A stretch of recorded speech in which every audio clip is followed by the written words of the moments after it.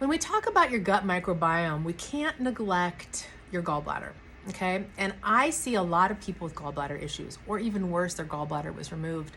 They were told, you don't need it to live and you're fine. And then even worse, they were never put on bile replacement. So I want to talk about how the gallbladder works and why it stops working and how you can tell it's not working and what to do about it, okay? Because there are a lot of things that you can do. You can even save a gallbladder when you're having gallbladder attacks, for real. So your gallbladder is this little pouch that sits underneath your liver, and your liver is going to make bile, all right? And it's also going to take and detox, phase 1 and phase 2 detoxification. It's going to take these detox products and put them in little trash bags and then drop them down into the bile. And then when you release bile because you've eaten fatty food, then it goes out and you excrete it. It also it's also a prebiotic for certain bacteria. So certain bacteria can become deficient or low if you don't feed them enough, or they can become too high if you don't feed them enough. It's really interesting how the body is like Goldilocks. But as you release that bile is super, super alkaline. So you want to think of it like a scrub brush for your small intestine. Your small intestine doesn't want to have a lot of bacteria. Few bacteria, easily or evenly spread, with a nice thick mucus lining barrier for the gut. Okay, so that's what protects the gut. And then you have little immunoglobulins floating around as well.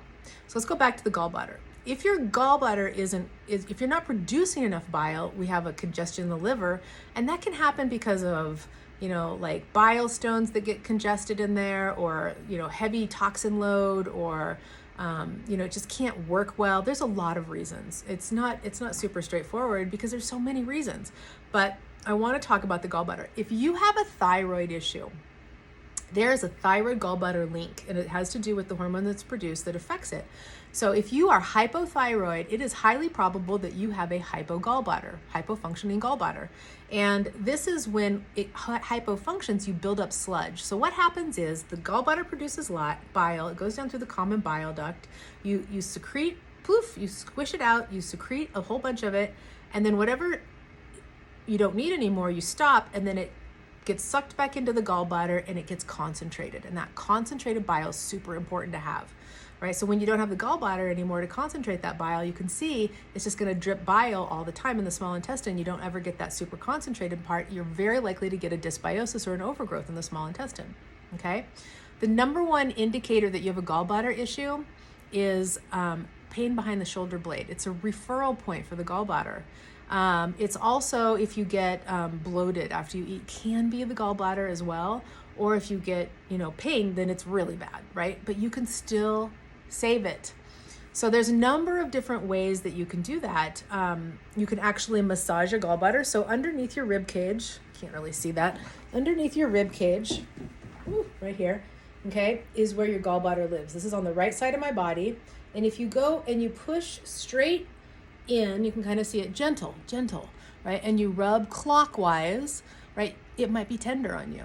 And you can go down a little bit, you can kind of move around, and you want to feel that. And as you do that, you're going to be able to massage that gallbladder. It's a muscle, and you can help it relax, right?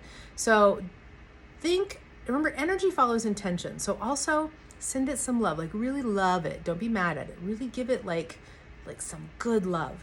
I know it seems so woo-y, but it really does work. Okay, so the second thing that you can do is you can do gallbladder flushes. Those can be really helpful. Coffee enemas, Epsom salt with grapefruit oil at night, gallbladder flushes. We can manually drain them. You can take gallbladder thinners or bile thinners. There's a number of things. Most liver detoxes are going to support your gallbladder as well, okay?